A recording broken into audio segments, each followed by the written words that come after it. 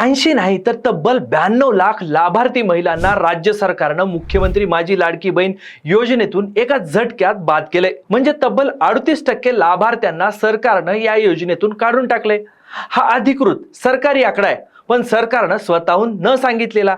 38% लाभार्थ्यांवर तब्बल 14,000 कोटी रुपयांची उधळपट्टी झाली आहे। 29,000 पुरुषांनीही लाडकी बहीण बनून या योजनेचे पैसे लाटलेत। हे सगळं कसं घडलं?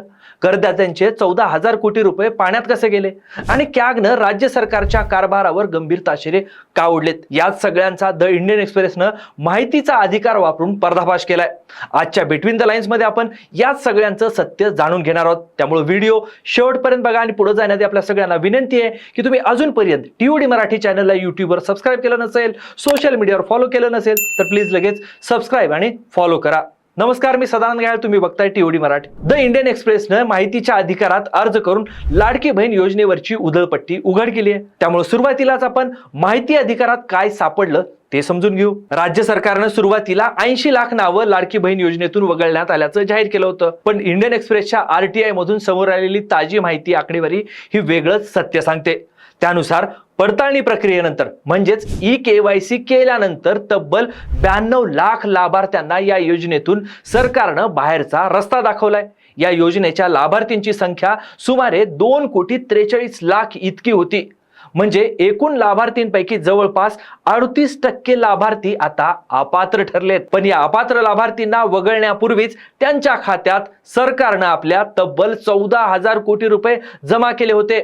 अधिकाऱ्यांनी द इंडियन एक्सप्रेसचे बातमीदार वल्लभ ओझरकर यांच्याकडे याबद्दल एकूण खर्चाचा अंदाज वर्तवलाय। त्यानुसार अपात्र लाभार्थ्यांनी सरासरी 10 महिने या योजनेचा लाभ घेतलाय। म्हणजे चुकीच्या लोकांच्या खात्यात इतका मोठा निधी पैसा गेलाय।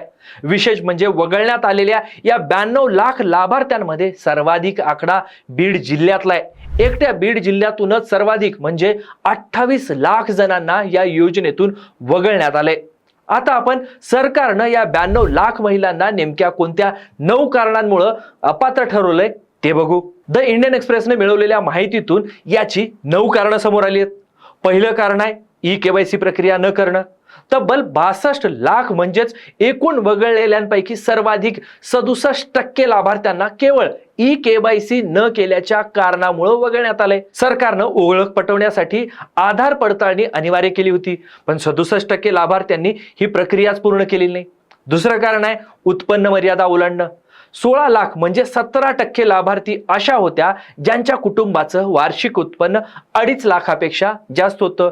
यापैकी अनेक महिला आयकर भरणाऱ्या होत्या, तरीही त्यांना या योजनेचा लाभ घेण्याचा मोह सुटला नाही। म्हणजे हे जे पैसेवाले लोक आहेत ते किती हपापलेले आहेत हे देखील या निमित्तानं समोर येत आहे। तिसरं कारण आहे ते म्हणजे घरात सरकारी कर्मचारी असणं। या योजनेच्या निकषानुसार सरकारी कर्मचाऱ्यांना या योजनेचा लाभ मिळत नाही, पण तरीही कुटुंबातील कोणीतरी सरकारी नोकरीत होतं अशा 4,42,000 म्हणजेच 4.8% महिलांनी या योजनेचा लाभ घेतलाय। चौथं कारण आहे ते म्हणजे दुहेरी लाभ। सुमारे 3,60,000 म्हणजेच 3.9% महिला आधीपासूनच संजय गांधी निराधार योजनेचा लाभ घेत होत्या, त्यामुळे त्या अपात्र ठरल्या। पाचवं कारण आहे कुटुंबातील लाभार्थ्यांची मर्यादा। एकाच कुटुंबातील 2 पेक्षा जास्त महिलांनी लाभ घेतल्यामुळे 2.5 लाख म्हणजे 2.7% जणींना या योजनेतून वगळण्यात आले। सहावं कारण आहे वयोमर्यादा। 1,80,000 म्हणजे 2% लाभार्थी अशा होत्या ज्यांचं वय या योजनेच्या 65 वर्षाच्या कमाल मर्यादेपेक्षा जास्त होतं। सातवं कारण आहे संशयास्पद अर्ज।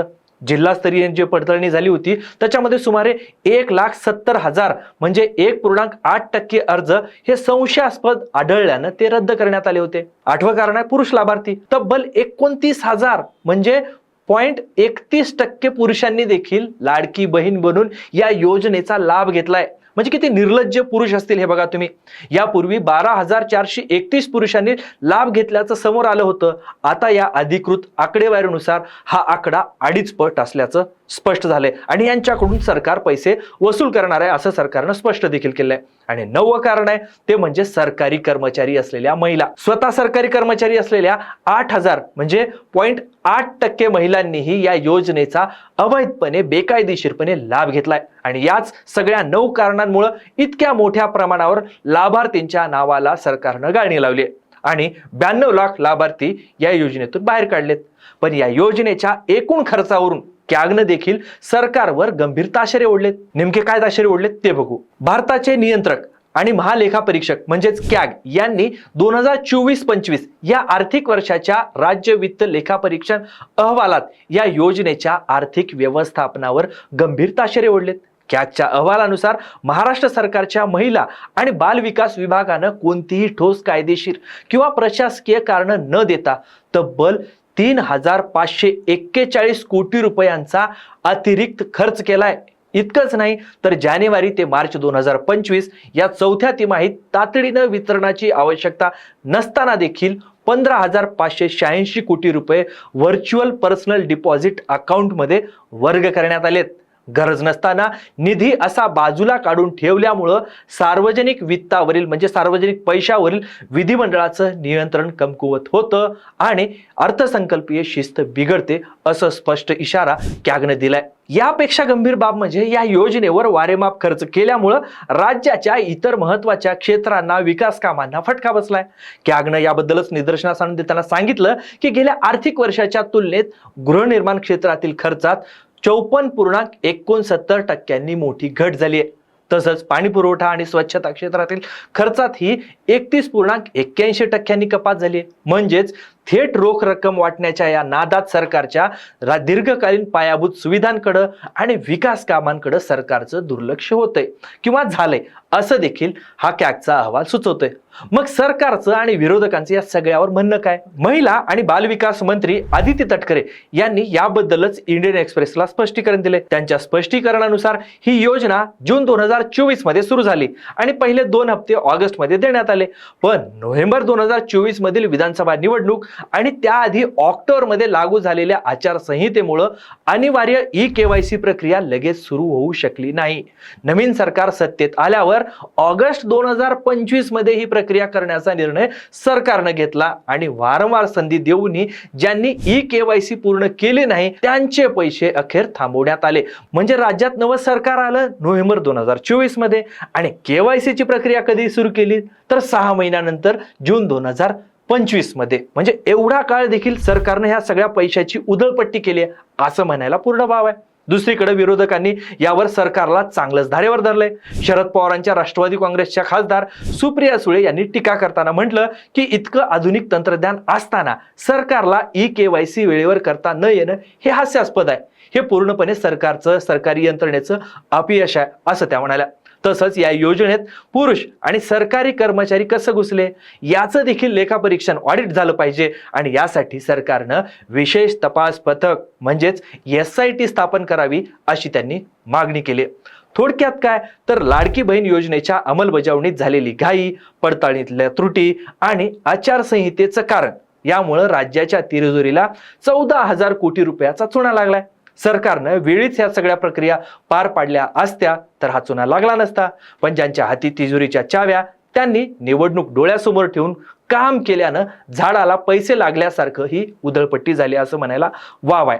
आता या सगळ्यांसाठी जबाबदार कोण हा प्रश्न आजही तसाच आहे. पण तुम्हाला काय वाटतं? 14,000 कोटी रुपयांच्या या चुकीच्या वाटपाला जबाबदार कोण आहे? आणि सुप्रिया सुळे यांच्या मागणीनुसार या प्रकरणी खरंच SIT चौकशी व्हायला हवी का?